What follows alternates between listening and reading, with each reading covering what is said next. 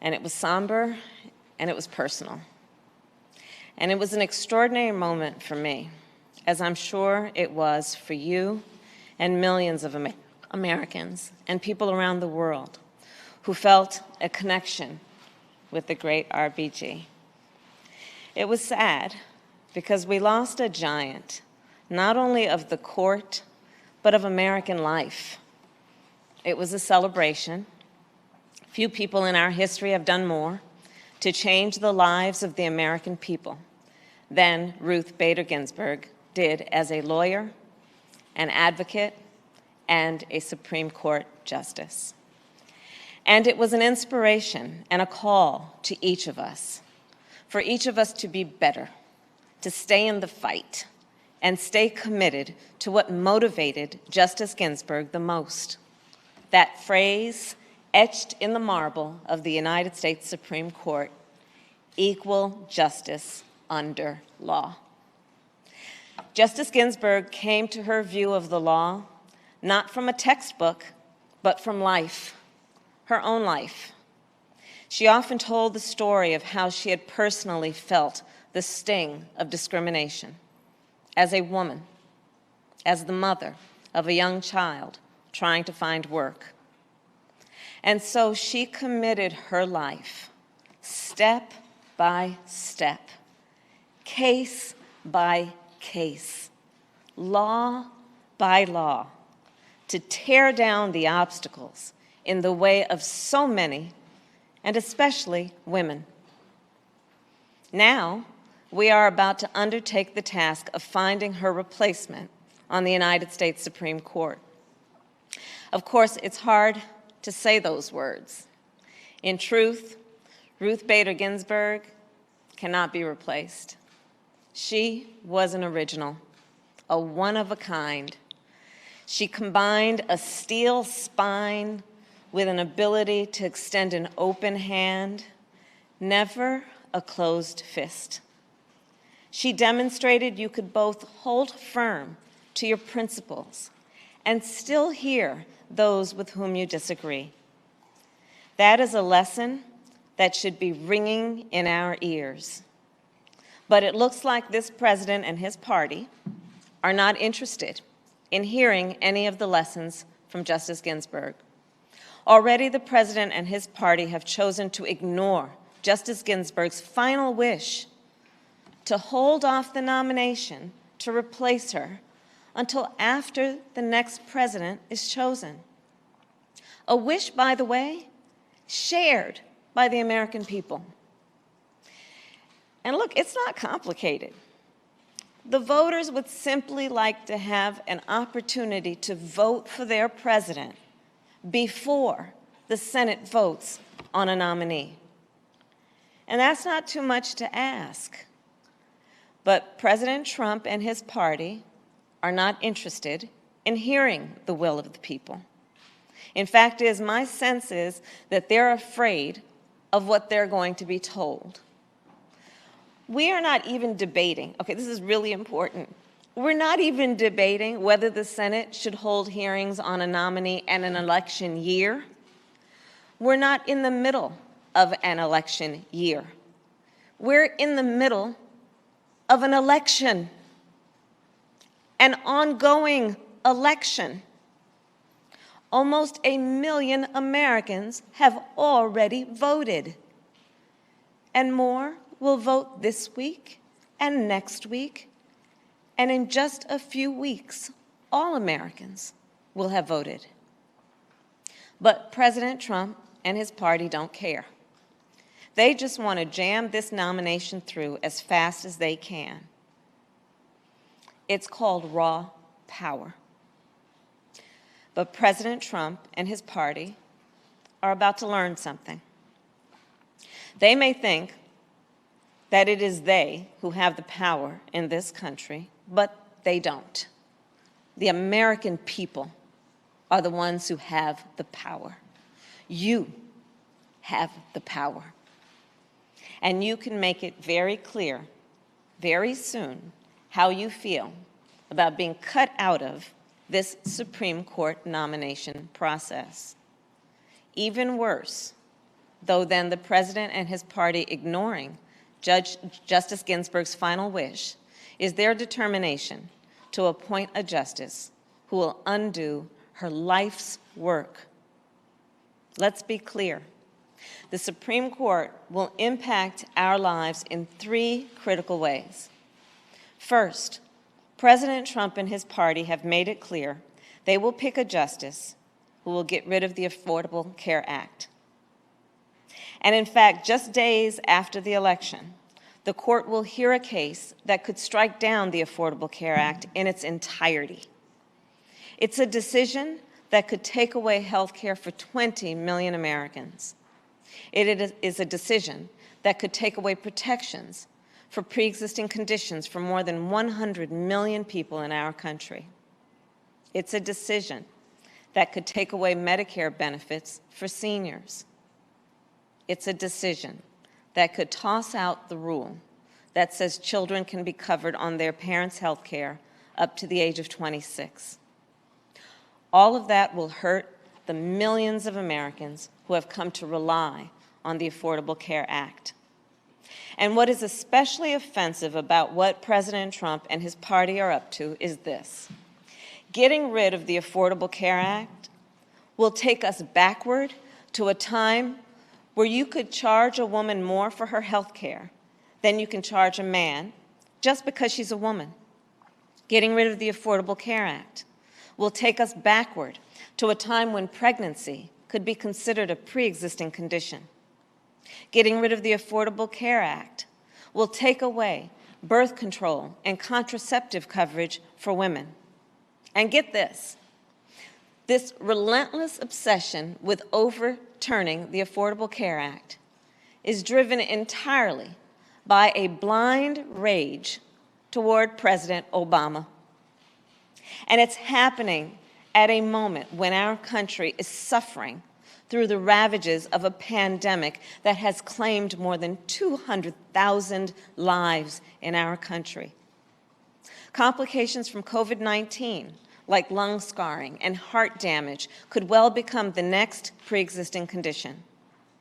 In short, there are few things they could do that would be more offensive to the legacy and the life of Justice Ginsburg than to return us to the full-scale policies of discrimination in health care toward the women of our country. But that's what overturning the Affordable Care Act will do. And overturning the Affordable Care Act is a way a nominee gets the support of this president and his party. As Attorney General of California, I defended your right to health care. As senator, I voted to protect your right to health care. But now President Trump has nominated Judge Amy Coney Barrett, and we know where Judge Barrett stands on the Affordable Care Act. Judge Barrett is on record opposing the decision that upheld the Affordable Care Act. As recently as 2017, she specifically attacked the Chief Justice's opinion in an article where she said, quote, Chief Justice Roberts pushed the Affordable Care Act beyond its plausible meaning to save the statute. If nothing else, the voters should be very clear about one thing. President Trump and his party and Judge Barrett will overturn the Affordable Care Act, and they won't stop there. They have made clear that they want to overturn Roe versus Wade and restrict reproductive rights and freedoms. Judge Barrett has a long record of opposing abortion and reproductive rights. There is no other issue that so disrespects and dishonors the work of Justice Ginsburg's life than undoing the seminal decision in the court's history that made it clear a woman has a right to make decisions about her own body. But that's where President Trump and his party and Judge Barrett are. So let's make it clear where we are. Let's vote for health care. Vote for the Affordable Care Act. Vote as if your life, your choice depends on it because it does. Make it clear to President Trump and to every Republican senator that if they're determined to get rid of your health care, you'll be just as determined to vote them out of office. And second, vote as if your right to vote depends on it, because it does. In 2013, the Supreme Court's decision in Shelby v. Holder gutted the heart of the Voting Rights Act. Soon after, numerous states, including Texas and North Carolina and Alabama and Mississippi, enacted discriminatory laws designed to suppress the people's right to vote and targeted people of color and students. Justice Ginsburg wrote that the decision was like, quote, throwing away your umbrella in a rainstorm. Right here in North Carolina, a voter suppression law was described by a federal court as having targeted African Americans with almost surgical precision to deny us the right to vote. Surgical precision. After the people of Florida voted to grant formerly incarcerated citizens the right to vote, Republican officials recently enacted a modern-day poll tax to make it harder for those citizens to exercise that very right in this upcoming election. And this modern-day poll tax was upheld by the 11th Circuit Court of Appeals, in large part because of judges appointed by Donald Trump. But you see, here's the thing. He knows he can't win if the people vote. Donald Trump is weak. So he is throwing up every roadblock he can to try and suppress the vote. And we, the people, cannot let him get away with it. Third, what's at stake? Our ability to make a living, take care of our families, and dismantle systemic racism. That's at stake too. For example, so court decisions can determine your ability to earn a living wage, to receive equal pay for equal work, or collectively bargain for your rights at work. With an extra vote on the court, Donald Trump and his party will continue their attack on laws that keep our air clean and our food and water safe, and attack any legislation that addresses climate change. They will also continue to divide us and ignore the systemic racism that still plagues our society. Their decisions could fail to hold the actors in our criminal justice system accountable. Victims of abuse of power by law enforcement could be less likely to succeed on their civil rights claims. The due process rights of criminal defendants could be less likely to be vigorously enforced. These are the decisions that would upend Justice Ginsburg's life's work to uphold basic liberties of all Americans, regardless of race, gender, sexual orientation, religion, disability, or economic station. Yes, she was part of our culture. Yes, we wear those notorious BIG t-shirts with a lot of pride.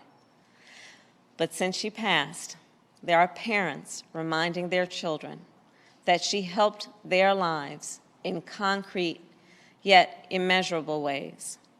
Because of her, they could get a job of their dreams, fight for equal pay for their work, marry the person they love, serve the country they love, and enjoy the full rights and privileges of citizenship that they deserve, free of discrimination. And that legacy, her belief in all of us, is at stake. The outcome of this election, more than any other in our lifetime, affects every part of your life and every branch of government, all at once, with consequences that will last generations. And all with a nation in crisis and at a crossroads.